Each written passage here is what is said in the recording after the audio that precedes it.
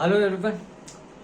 This video is a continuation of the previous video of Sagittarius Ascendant, and I am here to correct a bit of my mistake, and I forgot one more thing.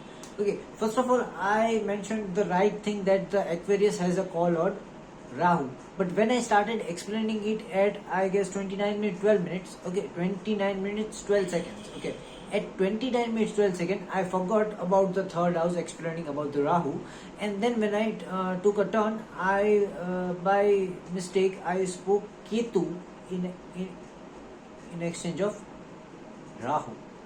So that was a peculiar mistake which I made, and that is why I am putting this additional video just to correct that mistake, and also to add the forgotten Rahu and Ketu inside the Sagittarius Ascendants. Okay, so first of all we have to see the so it was Aquarius in the third house, right? And third house co-lord was Rahu, not Ketu. Okay, so everything that I spoke of Ketu, you don't have to consider it. Okay, consider about Rahu and Ketu, which is in the second part of this video. I am also mentioning this in the description given below. I am also mentioning it in the description of first video. Okay, because I can't cut a part and then remove, and it would look a messy thing. Okay, so I have this habit of accepting my mistake, because that's how I will stop myself to make some more mistakes. Okay, that is why I always make accept my mistake. Okay, rather than just to erase and cut off videos and make a good video, I would accept my mistake socially. Okay, so I made a mistake. I made a small mistake in the first video. It was Rahu, which I spoke as Ketu, and I forgot speaking about the Ketu. Okay, because they were the co-lords. Okay. So for the third house, the co-lord is Rahu, not Ketu, which I first said it right, but just because I forgot it and I had to reverse down everything, I just messed it out. So Rahu watches fifth house from itself. Okay, so from third house, what is the fifth house? Third, fourth, fifth, sixth, seventh. Rahu watches the seventh house. Okay, seventh house. Seventh house is the house of partnership. Seventh house is also the house of spouse. Okay, so over here it is a very good chance that you can get bliss of lands. Okay, like if you want to invest in properties, okay, you can invest in properties in the name of your wife or husband, your spouse, or you can invest in properties in partnership. Okay, so in partnership, if you are investing in properties, it will give you a very good result. Okay, until and unless your Rahu is in the houses of 6, 8 and 12. Okay, except if your Rahu is in 6, 8 and 12 houses. Secondly, it would be beneficial. See, whatever the Rahu watches in the 5th house, you have to control. And whatever Rahu watches in the 9th house, okay, you have to give up.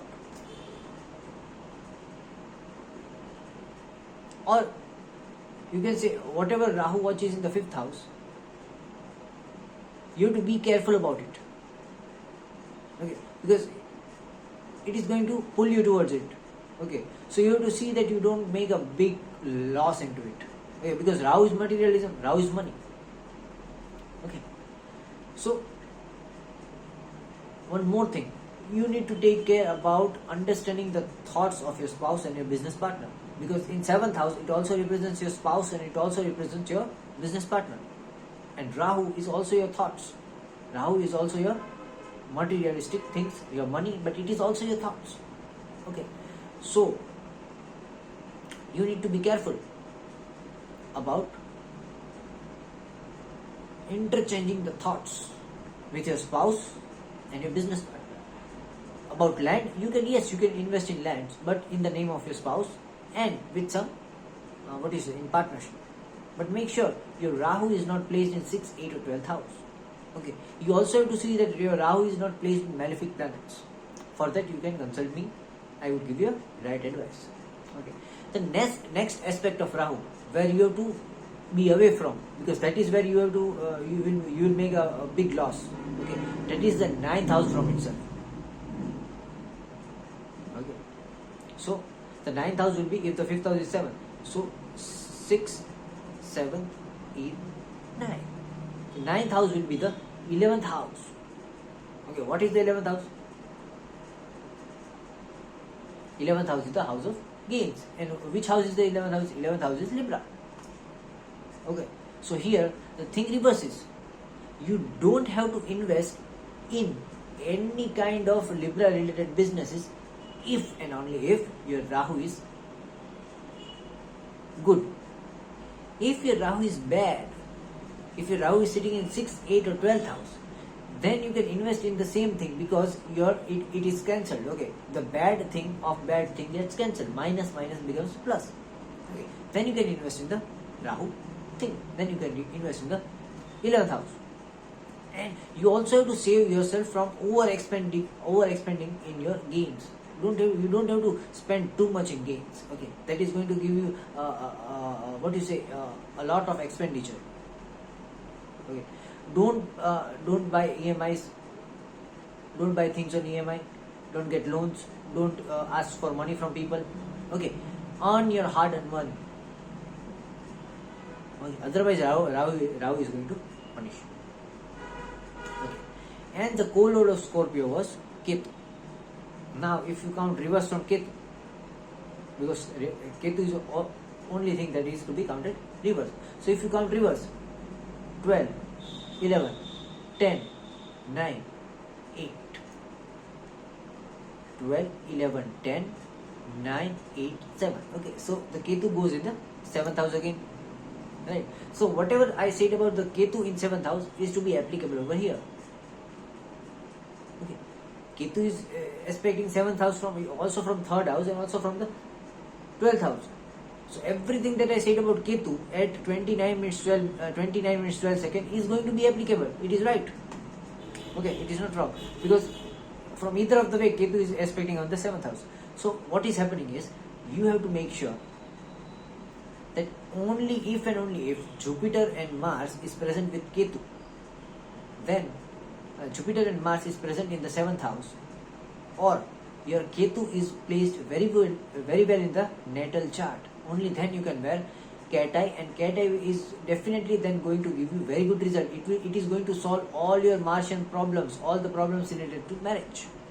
But your Ketu should be placed in a very good stand, or your 7th house should be aspecting or should have Jupiter or Mars in it. Only then Ketu is going to give you good result, as I said earlier.